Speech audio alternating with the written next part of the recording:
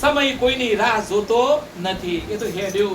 મને એમ હતું હું નો છું એવું મન થતું હતું. નો છું પણ 50 થવા આવ્યો. હે અભિષેકમાં બાકી છે તે હું બધું હાથી આઈ જા તારે. મને ખબર પડી છે કે આ 50 થયો. ઓચિંતાનો જો કાલે પરસું કે કોક તું ઓચિંતાનું તો પેલી ચાવી ભરેલી બંધ પૂરી તો થહ કે તો પછી હની માથા કૂટ. હે એ જીવી લો. બે હાથ જોડું છું. કોઈના જોડે ક્રોસ ના કરવો, કોઈની મેલું ના મારવું, કોઈને દુઃખ લાગે એવું ના બોલવું.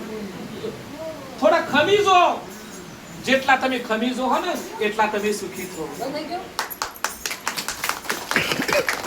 ખમી જવું એટલે હું? ખમી જવાનો મતલબ શું?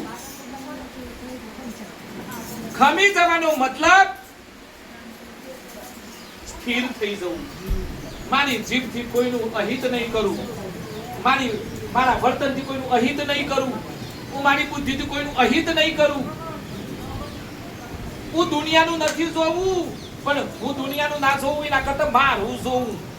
જે માણસ પોતાનું ધ્યાન રાખશે ને એ જીવનમાં કદાપી દુખી થશે નહીં. પોતાનું એટલે શું? મારી અંદર હરી બેઠો છે. હવે તમે વિચાર કરો, નદી કોઈ દિવસ કોઈનું પાણી પીધું? નદી પોતાનું પાણી પીવે છે? ના.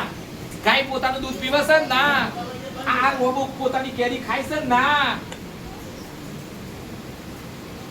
જેટલી ઈશ્વરની વસ્તુઓ છે એ બધી વસ્તુઓ ઈશ્વર કઈ લેતો નથી, બીજા માટે આપે છે. અને આપણે ભર કરીએ મારા સોરાનું મારા સોરાનું. અરે કોઈ નહીં. સોરાને એવા ભણાવો સાહેબ, છોકરાને સારું શિક્ષણ આપો, દીકરીઓને સારું શિક્ષણ આપો.